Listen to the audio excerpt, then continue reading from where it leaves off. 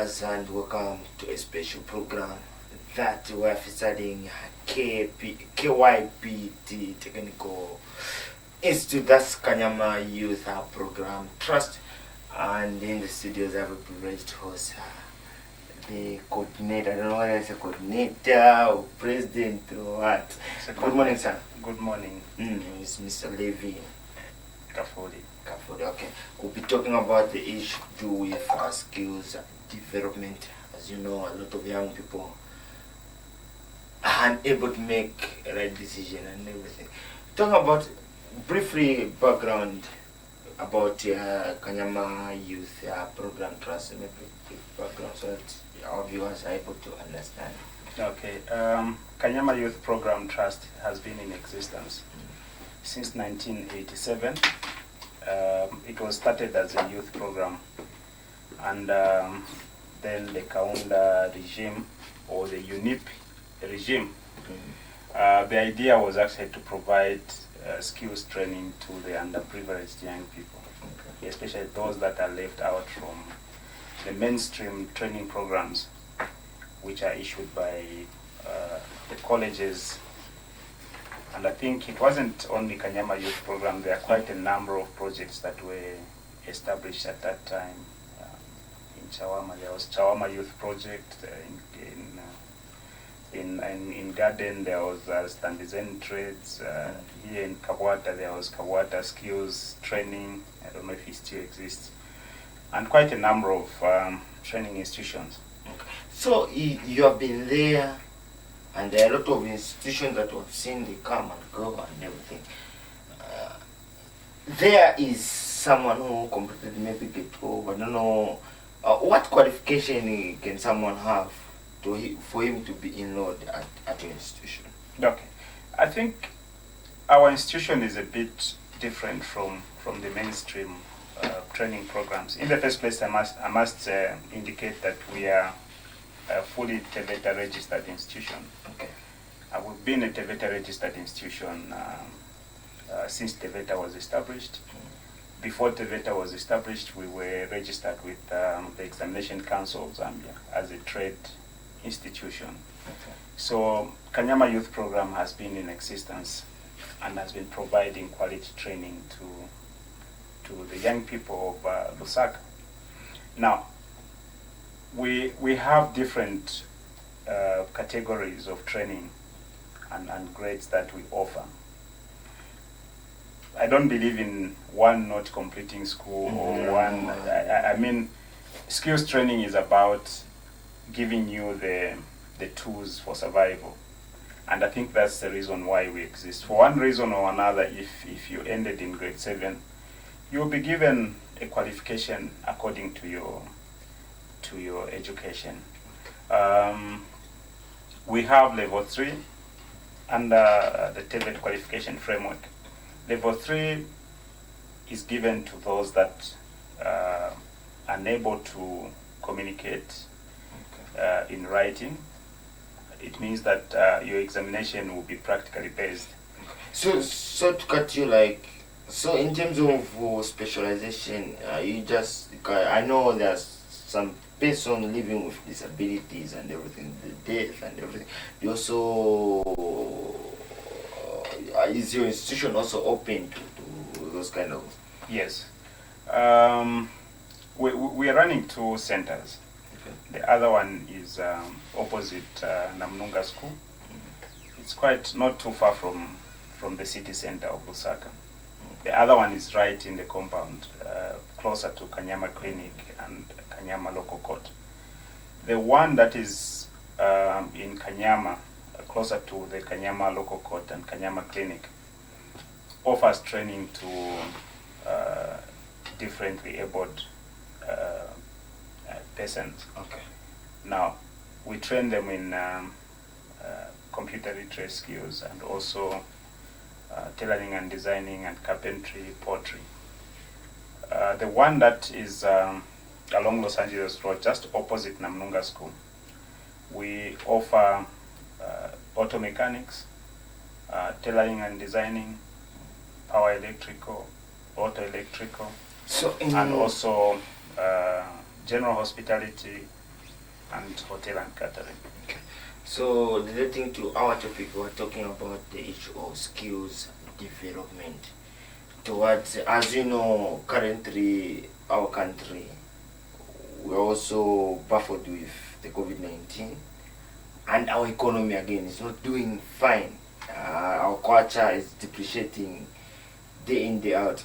In terms of the skill development, what's so significant about you acquiring a skill? I think what we train, skills will give you a survival.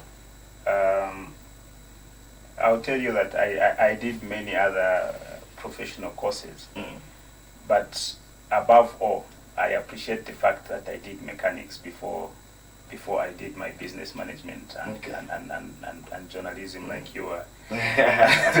So the fact that I did auto mechanics, I'm actually surviving from that.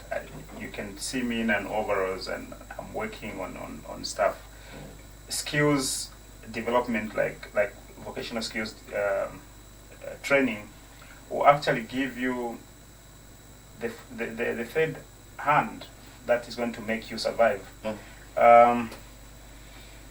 Every country in this world, starting from the smallest countries to the biggest economies, they have prioritized skills development, vocational skills development, because it's from there that you can make your economy move.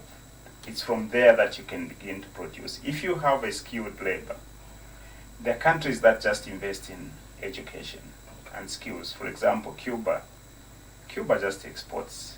They don't have these precious stones to export. They have plenty of doctors, plenty of engineers. And in this COVID, they were able to export doctors to France and Brazil and many other countries. And from there, they earn their income. Now, China is now becoming one of the developed countries, just from zero to where they are. They have prioritized skills development as a way of revamping their economy. I think we are not doing that well in this country. Letting the young people indulging themselves in illicit activities, which are detrimental. Once a young person has nothing to do, they will not contribute to the economy. And what do you expect? Do you expect the economy to magically develop on its own when there is no investment towards the young person? I mean, meaningful investment in the development of the young people. If you give skills to the young people, they will be able to help the economy grow. By so doing, you have a skilled nation. And the skill will be transferred to their children and their children's children. You are developing a culture. Talking about skills development, maybe as a country, where have we gone now? How best should we like government should like put up policies or in policy? Where have we gone now? I think there's already adequate policy to stimulate skills development. Okay. But the question that we should ask ourselves is how much investment, how much capital is being given. When you look at the budget allocation towards the Ministry of Science, Vocation, and I don't know what it's called. Ministry of Higher Education, there's Ministry of Higher Education. Yeah, before that it used to be called Ministry of Science and Technology. I don't know what it's called now with these changes. But when you look at the ministry that is in charge of the training programs, you check at how much is being allocated towards that. It's a shame. So it starts from there. There's a time when UNIP actually had an opportunity to rule this country. And that's the reason why they had to establish these smaller institutions, so that no one is left behind in skills development.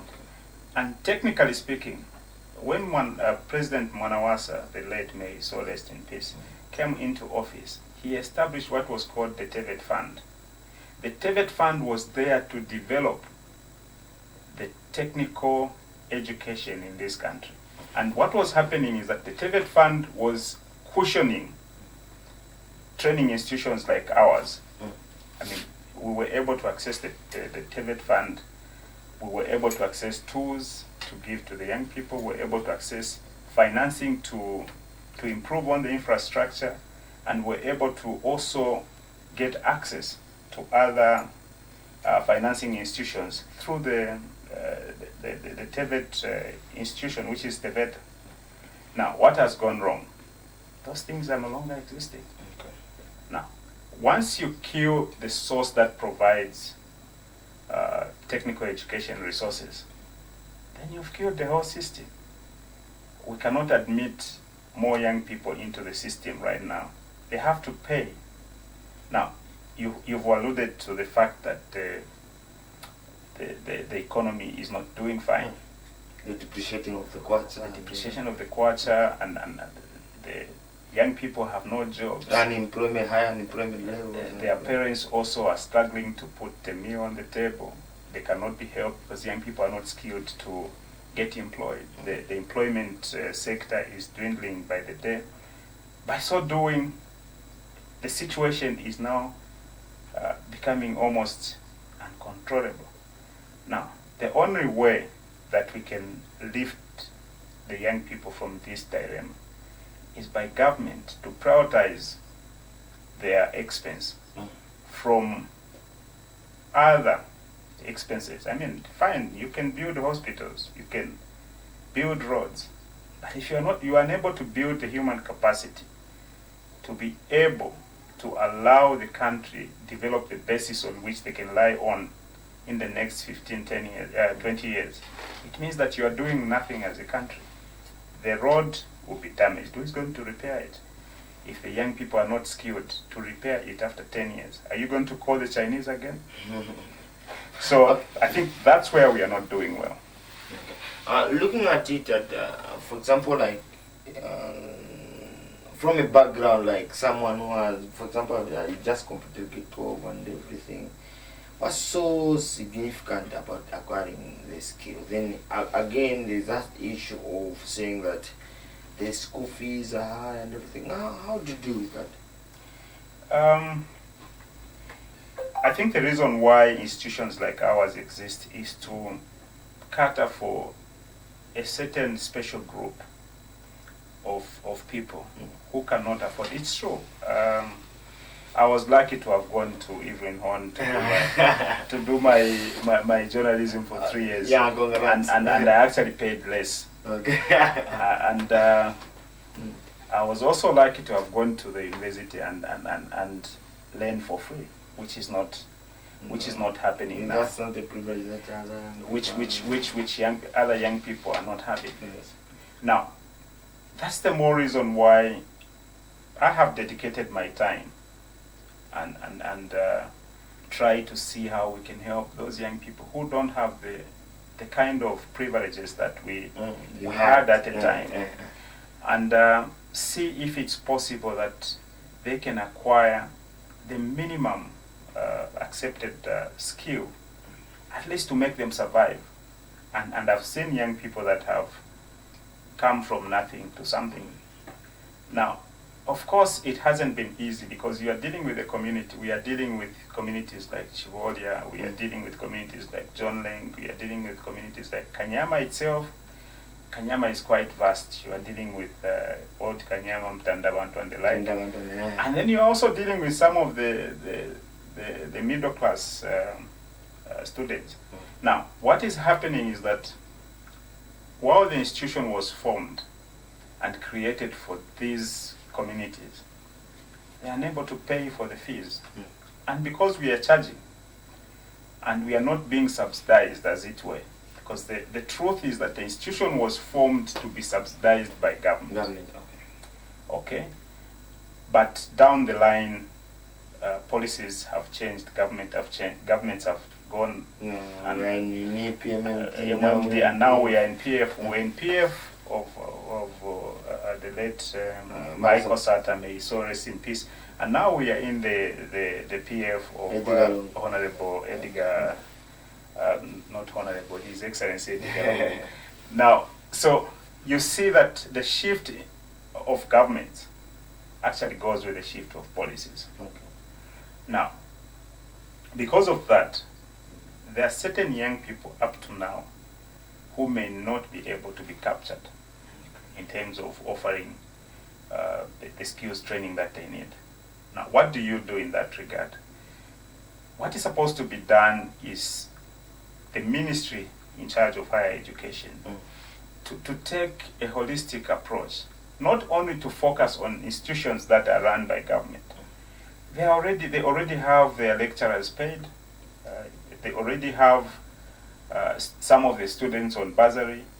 But what about these ones who cannot access bursaries? What about those who don't have the 6 points or 5 points or whatever to go to University of Zambia or go to LBTC or TVTC? Are we going to let them go to West? Are they not part of the Zambian fabric?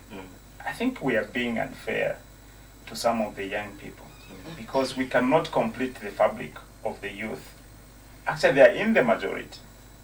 Those that are getting bursaries now and those that are in government institutions now are actually in the minority. And those that are rotting in the communities, those that you are sending guns to shoot as junks in Ichivoli and John Lake, actually, that's not the solution. The solution to the problem is that the young people have nothing to do. They are not being helped to come out of their situation. And that's where we have to start from. So for me, I think that institutions like Kanyama Youth Program, like any other institutions, the Standard Trades, we have Kawata here, we have Chawama Youth Project, we have Karingalinga Skills Training. These are the institutions that are supposed to be community colleges. In other countries, I've been to some universities in Kenya. You find University of Eldoret, for example, in the city, and in every county, there is a university of the same nature. Even the small town. Why do they do that? They extend the education. You don't need to travel to access university education from Shangombo to Lusaka. No, it has to go to the downstep, to the doorstep of where the people are. And I think that's what is lacking with our Zambian education, especially in terms of vocational skills training. So, like, for example, we have depended much on when we acquire a skill, we just want government to employ us. So, in terms of, I know as Kanyama Youth Program Trust, in terms of ensuring that you equip your students so that they should also create jobs for other youth and everything. How are you helping ensuring that young people are equipped with that knowledge of creating jobs for others? What we are doing right now, we have what we call an incubation center. I think this was the reason why institutions like ours was formed, was not actually to inculcate the idea that you have to be educated in order to be employed. It was actually vice versa. The idea was to educate somebody who is going to transfer the skill to the next generation. I think that was the idea. And we still carry on with the same idea. We still carry on with the same vision. We have an incubation garage for those that are doing auto mechanics. After the student has graduated, they can stay with the institution to learn from those that graduated for a period of 1 year. Then thereafter they can move on to either do their own stuff or find employment. Now, of course, financing has been the challenge. In normal circumstances, I would say education, if you want to provide education for the less privileged, it doesn't make money to sustain itself. you've just mentioned earlier when you were introducing the program that there are institutions that have come and have gone. The truth is that education is a service provision activity. Okay? It's just the same like the police service, national service. It's actually a national service issue. And where education facilities have existed in other countries, I was in South Africa. I actually did part of my advancement of journalism at the School of Advancement of Journalism in South Africa. In South Africa, vocational skills training is free. You don't pay nothing. You don't pay anything to acquire tailoring skills. No, you don't pay anything. The government has passed a policy that you go to college to learn skills training for free. Okay? They prioritize that. They have prioritized that. Now, why? They realize that for their automobile industries to survive, because they make cars there, they make planes there, they manufacture biscuits and sweets that we eat. It demands skills, skilled, competent young men and women to sustain the programs. Even the farmers that are in South Africa, they grow from the backyard. Why? They have the skills. And for them to sustain such, skills training was prioritized. And no one should pay to provide a skill to the nation. And that's what we are not doing right. I mean, there's no way you are saying, no, we have developed the country when your people can't even afford to buy vegetable. To buy vegetable. No, it's not possible. You cannot say you have developed a country when our engineers are failing to make this so much publicized bridge on Ali Kinkata Road. You break it today, the following day you make the wrong mistake. You make another mistake, break it. No. It becomes costly if you have not skilled your people, if you rely on other people to come and develop your country. Why should we get an electrician from China to come and electrify? But a question, let me ask you this question. Here's a situation whereby we've seen it. We've seen a lot of Zambians skilled and everything. But in terms of awarding contracts, government prefer to award foreign investors. What's your take on that? It's because of the skill incompetence. The world is changing. I did mechanics in 1993. I don't know how old you were. 1993, I was one year old. Okay, so I did mechanics in 1993. The time when I was doing mechanics, we were working on 504. Okay, Peugeot 504 and Fiat GLS. These were carbureted machines. And all these engines are phased out. Okay, now we have 16 valve, we have V6, we have V8 and so on. Okay, so those that are within the time that we did our training are phased out together with the... So as long as they haven't updated. Are you saying that you are not embracing the new technology? That's the correct thing. Okay. That's the correct. If there's a skills gap, okay, yes, there was skills development at some point. But this is supposed to be consistent in order for sustainability to take place. Consistency is what is lacking. So you have a generation, of course, my generation now is almost over. I'm not very old. No, I still look young. I'm still a youth, but I'm not a youth anymore. But you guys that are coming on the scene now, it's your time. We repaired the 504. We repaired the Oshkosh. I don't know if you remember those old cars. But this time, they're all gone. I'm telling you, if there's a 504 that is still existing, it should be packed somewhere.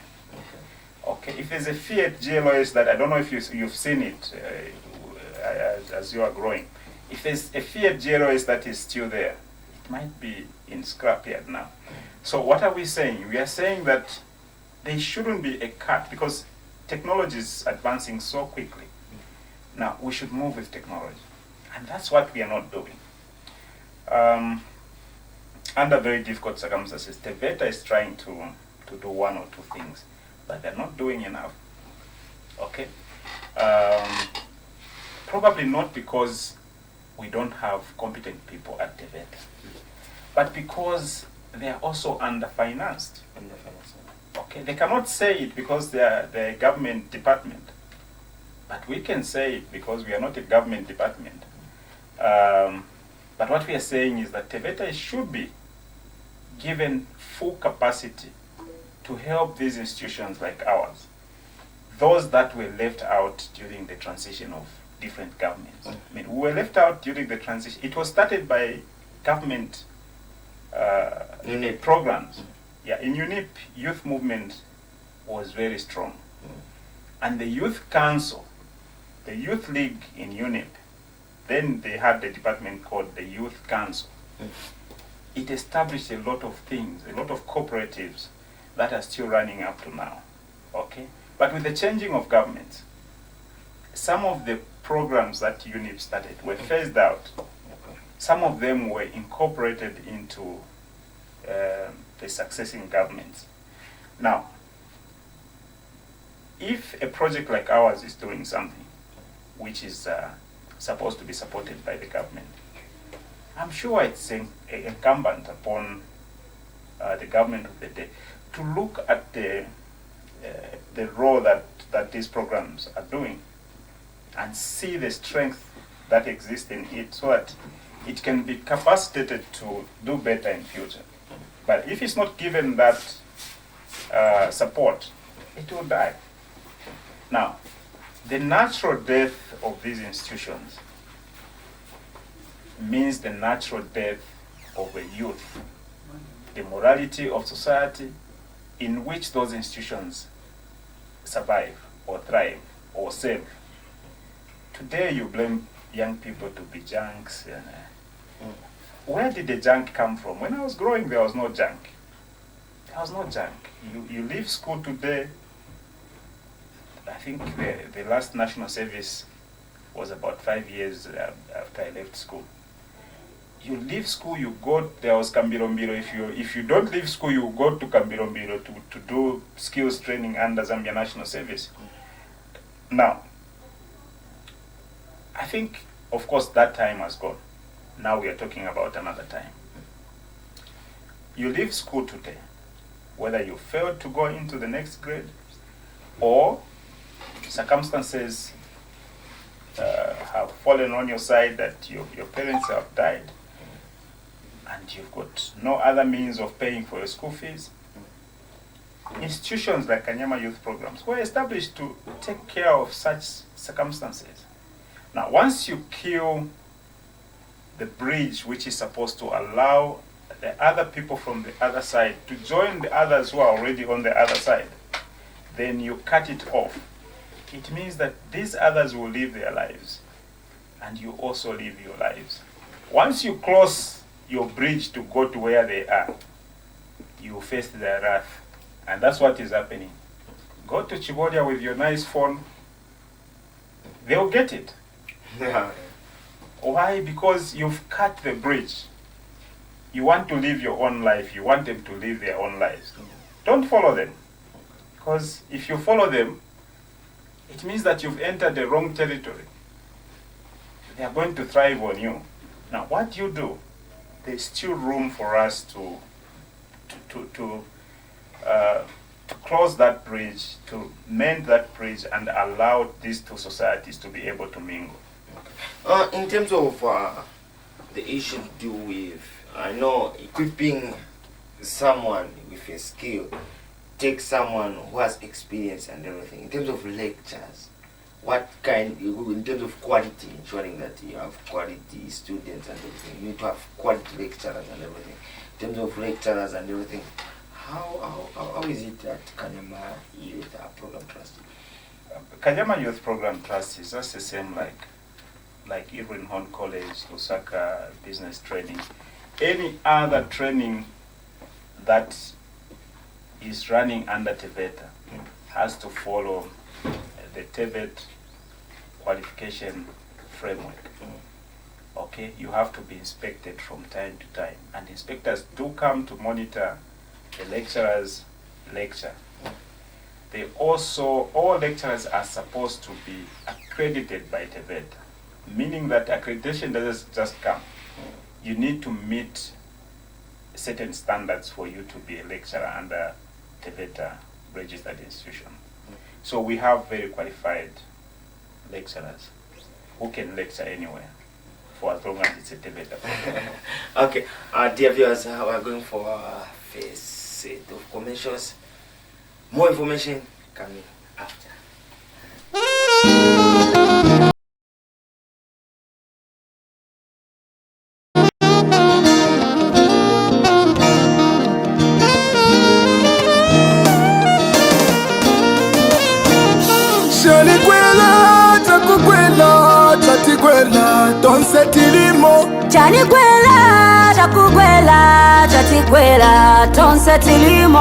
Social distance mayo, emuti waba mayo.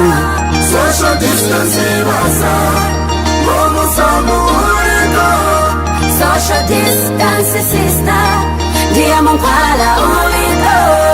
Social distance mawe, kona muyani fi. Kodi uindi chifua, nikuvala maski pakamwa. Virus kuipa, chizi samba samba kumanja. Mangwala ya dieni, mai, yaira maiko yonse. Virus kuipa.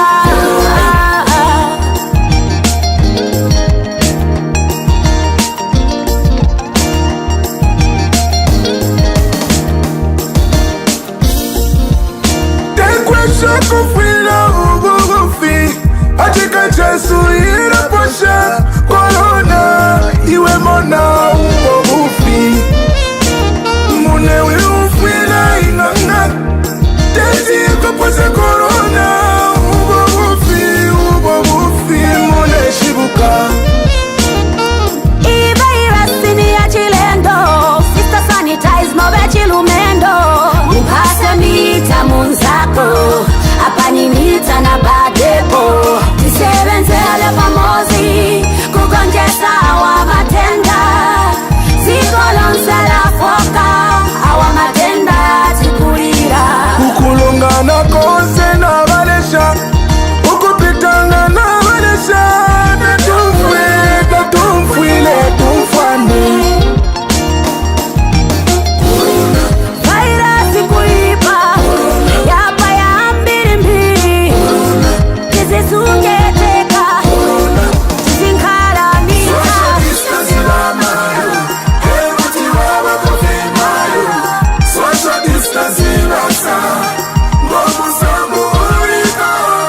Social distance sister, dia mkwala uriko. Social distance mawe, kona moyani fila ima. na kika ya kumayanda kwenda yanda teko awe iseni tuisunge taya tuchifke corona awe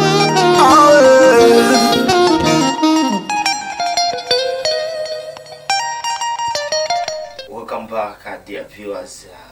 It's a special program where we are featuring Kanyama Youth Program Trust Coordinator Mr. Levy, and we are discussing about skills development, ensuring that I know there are a lot of young people out there who are unemployed and everything, are looking for where to get a skill, and the Kanyama is here to offer a skill. I'm talking about the issue. Maybe I know that my brothers, sisters out there that might want to acquire a skill at your institution in terms of ensuring the fees and everything. How is it like at Kanyama? Okay, at Kanyama Youth Program we have a structured program of the trainings that we offer. All the trainings that we offer up from level 1, 2, and 3. Level 1 is where we we subject our students to an exam, a TVETA exam where you write theory and practical. And then level 2 also there's theory and practical. The fees for level 1 is 4,000 kwacha tuition.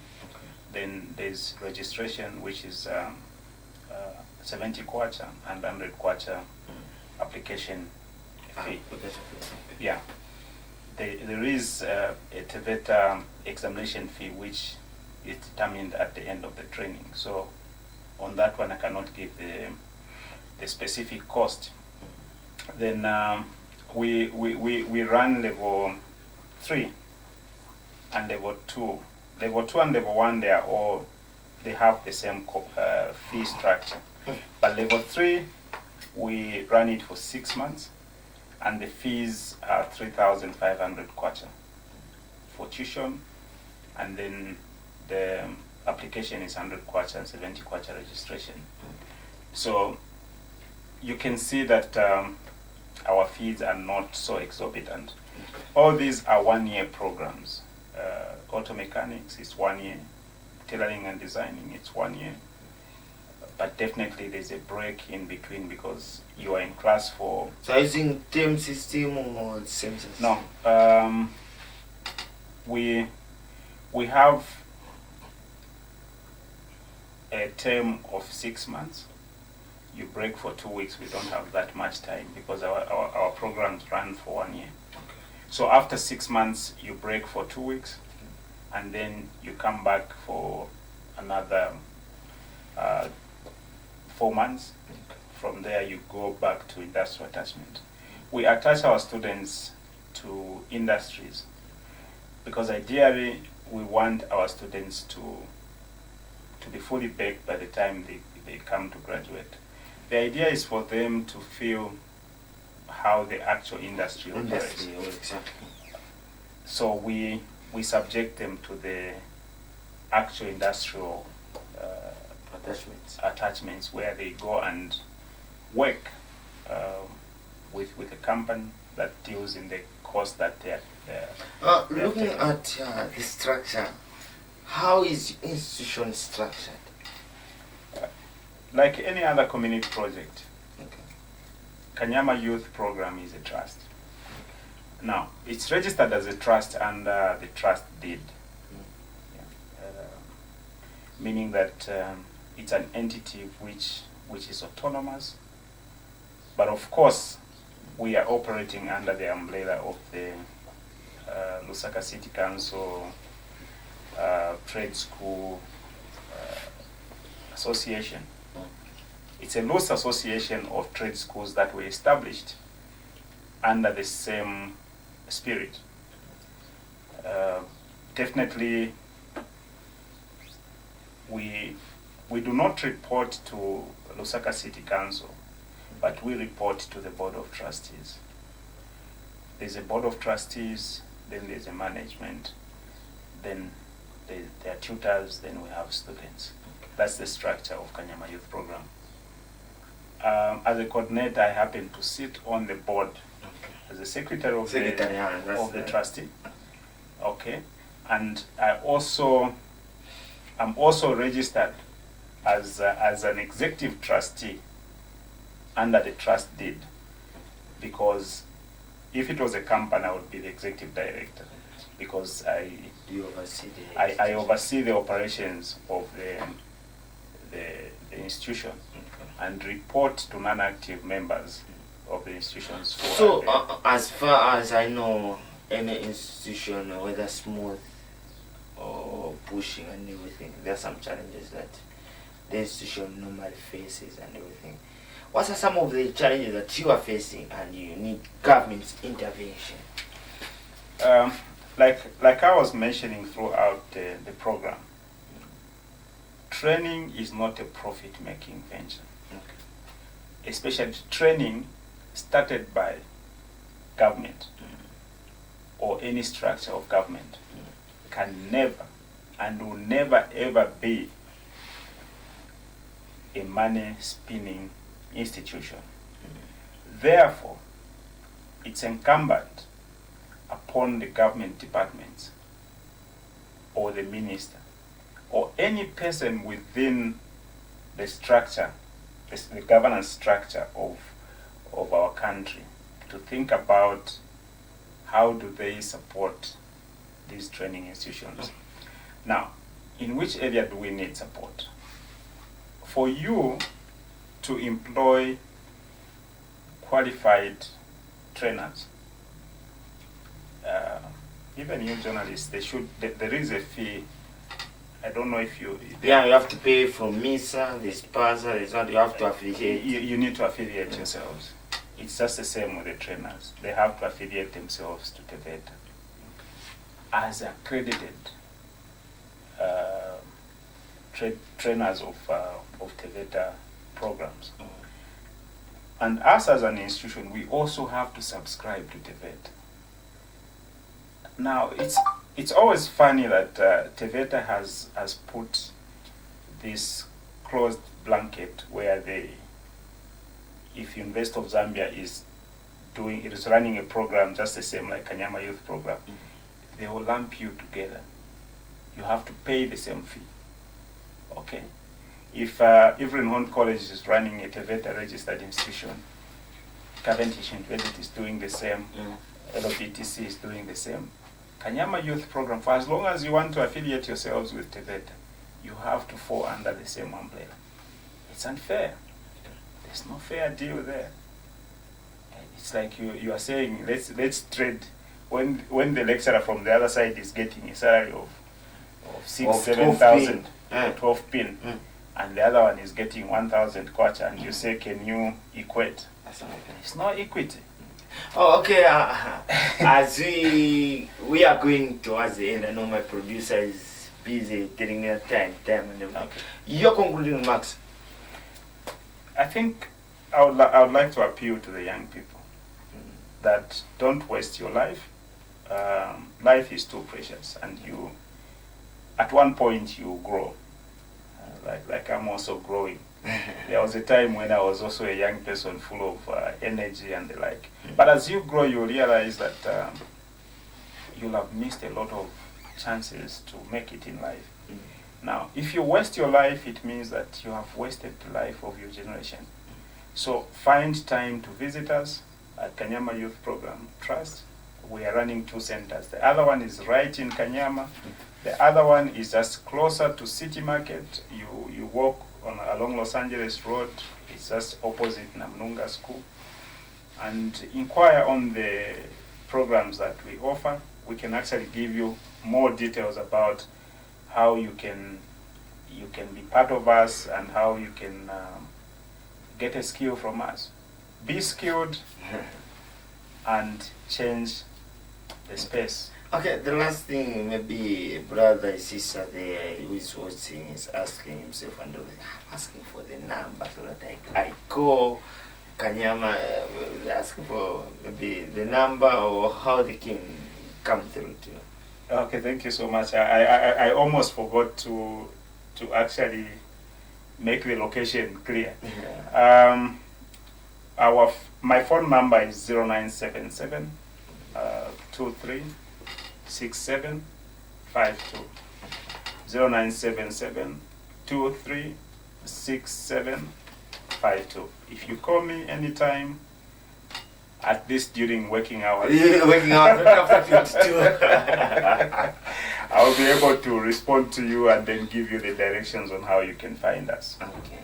Yeah. Okay. Thank you. I think it is our privilege to have you today.